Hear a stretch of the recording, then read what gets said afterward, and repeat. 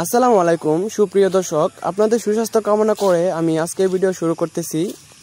তো আজকে ইতিমধ্যে হয়তো লক্ষ্য করতেছেন স্ক্রিনে, এগুলো হলো কালার ফিশ, সোনালী রুই মাছের পোনা। এই মাছগুলো হাইব্রিড জাতীয় হয়ে থাকে, যার ফলে অন্যান্য মাছের তুলনায়, সাদা রুই মাছের তুলনায় এই মাছগুলো অনেক লম্বা হয় বা দ্রুত বড় হয়।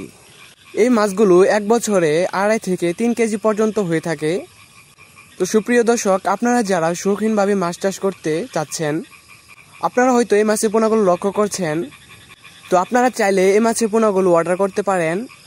তো আমাদের কাছে পাবেন গুলশা মাছের পোনা, দেশি শিং মাছের পোনা, দেশি মাগুর মাছের পোনা, পাবদা মাছের পোনা, গুলশা মাছের পোনা এবং পাঙ্গাস মাছের পোনা, চিতল মাছের পোনা, আইর মাছের পোনা এবং ভিয়েতনাম শোল মাছের পোনা ইত্যাদি আরও অনেক নানান রকমের মাছের পোনা আমাদের কাছ থেকে নিতে পারবেন। তো এই ধরনের মাছের পোনাগুলো আমাদের কাছে অ্যাভেলেবেল রয়েছে। তো পাশাপাশি বোয়াল মাছের পোনাগুলো আপনারা নিতে পারবেন।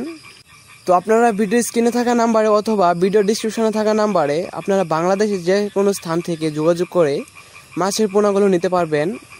তো আপনারা অর্ডার করতে হলে 3 থেকে 4 দিন আগে বুকিং করে রাখতে হবে। তারপর আমাদের শিডিউল অনুযায়ী আমরা যে কোনো স্থানে পৌঁছে দেওয়া হয়। তো আপনারা যে মাছের পোনাগুলো অর্ডার করতে চাচ্ছেন সেই মাছের বিষয়ে আগে সাইজগুলো জেনে নেবেন।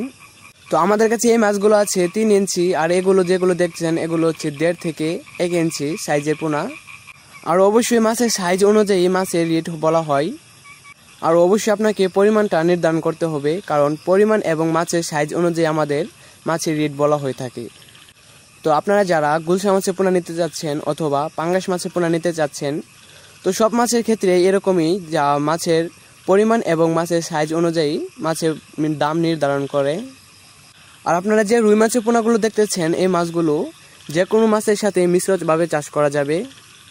তবে রাক্ষসী প্রজাতীয় মাছের সাথে এই মাছগুলো হয় না, কারণ রাক্ষসী প্রজাতীয় মাছগুলো রুই মাছগুলোকে খেয়ে ফেলবে।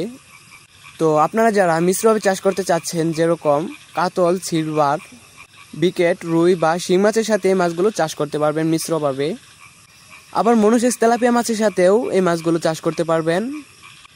এই মাছগুলো সাধারণত প্রতি শতাংশে 10 থেকে 15 পিস করে দেওয়া হয়, কারণ লাল রুই এগুলো বেশি না দেওয়াই ভালো। তো মিশ্র চাষের ক্ষেত্রে আপনারা 10 পিস দিতে পারবেন। তো একক চাষের ক্ষেত্রে, একক চাষ বলতে কেউ এককভাবে চাষ করে না, মিশ্রভাবে সবাই চাষ করে থাকে। তো আপনারা চাইলে এককভাবে চাষ করতে পারবেন।